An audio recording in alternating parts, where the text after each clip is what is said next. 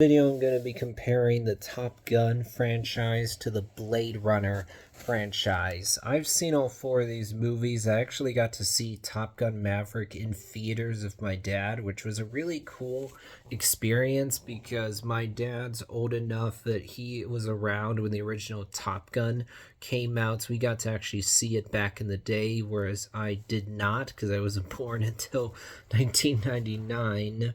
So it's interesting that we're looking at this movie from two different perspectives.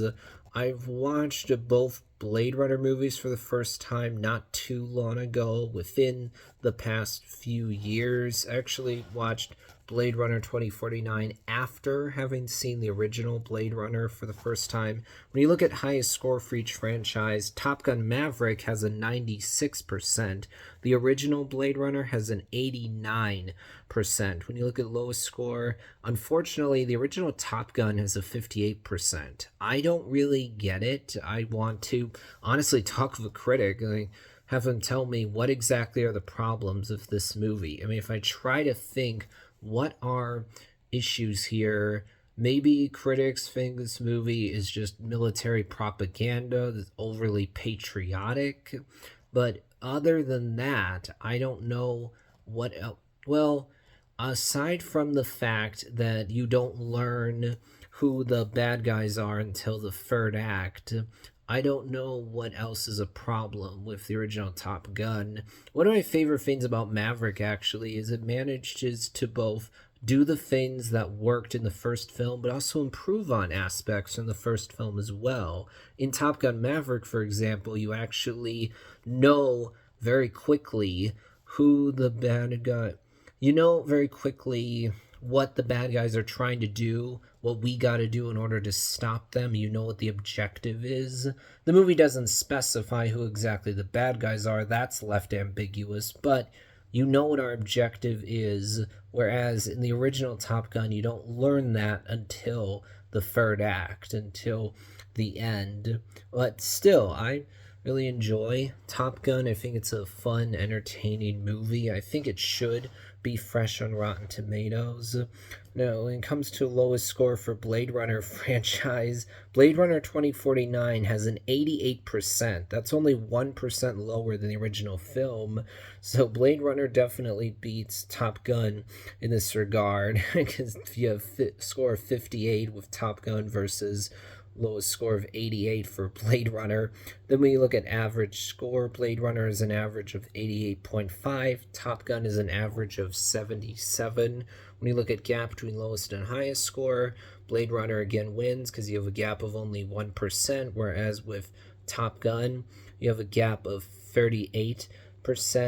So Blade Runner has won every round except for one of them. So Blade Runner is going to be winning this debate regardless of my personal opinion. Now, I think that the original Blade Runner from Ridley Scott is a good movie, but when I look at classic films that came out before 2000, from the 70s, the 80s, I don't think Blade Runner is among the strongest of those films. It's not one of my favorites out of all those movies. To be clear, I think that the visuals here are quite good. I like the cyberpunk look that Blade Runner has. It is very memorable. There's certainly interesting ideas in here. There's some interesting philosophy. So I look at the original Blade Runner and I can respect the craft that was put into this movie. I can see the good filmmaking on display. But in regards to how much do I actually enjoy the movie, looking at this from an emotional standpoint, how much do I actually care? That, I think, is where the original Blade Runner lets you down.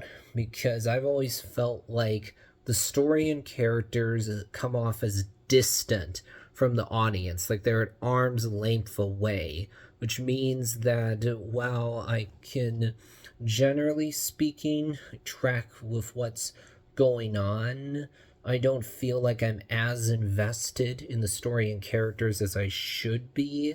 Thus, I'm not connecting with what's going on as much as I think I should.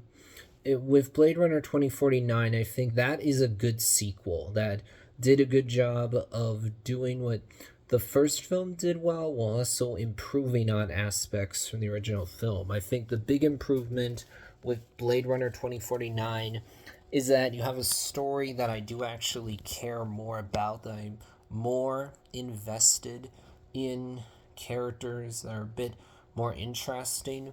One of the problems, really, with the original Blade Runner is that when you cast Harrison Ford, Han Solo, and Indiana Jones himself as a cop who's going out there getting rid of robots who are called replicants, it sounds like this guy's going to be an awesome police officer. Oh, yes, it's going to be so much fun to see this guy go out there killing robots. He's so skilled. And then you watch the movie and it's like, oh, Deckard loses every single fight he gets in. And at the end of the movie, he only lives because the replicant lets him live.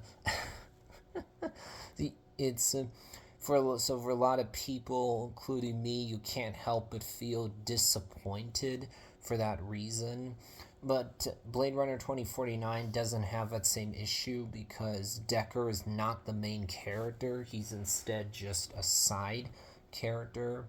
I think that what you see from Pete Mitchell in Top Gun Maverick works really well. And I so appreciate that this movie does not feel the need to deconstruct Pete Mitchell. In fact, actually, this movie only makes this character more of a legend than he was before, makes him even more awesome than he already was, while also acknowledging that, yes, the character is getting older, but the movie does not make you go, oh, this character's now pathetic. It doesn't go in the Han Solo, Luke Skywalker, Buzz Lightyear, Indiana Jones route of just making the character out to be old, miserable, depressed, having others talk down to him. No, that's not at all what you get in Top Gun Maverick. The movie actually only reinforces his legendary status. I think it's incredibly impressive just how much work was put into this movie, and the fact that the people who made this one refused to take the easy way out. They refused to go cheap on this movie. No. They invested money into this one. They invested time. They put a lot of work into this movie, like actually putting cameras and jets. That's just awesome. And say what you will about Tom Cruise. I get it if you don't agree with his personal life choices. Sure, you can disagree with his beliefs, for example, but none of that takes away from the fact that Tom Cruise is a great actor and he knows how to do his own stunts. It's pretty funny. He's the crazy guy in Hollywood who just does all his own stunts and refuses to have someone else do them for him. You really see his talent in Top Gun Maverick, and the way they incorporated Val Kilmer's character in, I thought was very smart. So at the end of the day, when I think about which franchise do I prefer, Blade Runner or Top Gun, I think at the end of the day, I'm going to choose Top Gun. I think the big difference is that with Top Gun, I actually like these movies. I enjoy them. I'm really connecting with the characters and story. Whereas with Blade Runner, I enjoy them to a lesser degree, but I respect them more. I can look at them and appreciate the filmmaking craft on display, but it comes off more distant than Top Gun does, however. Plus, of course, I had to see a Top Gun movie in theaters, whereas I have not for Blade Runner, so that helps. But we'll wrap things up for this video. I would personally choose Top Gun, but Blade Runner is going to be winning this debate, however. That'll be it for now.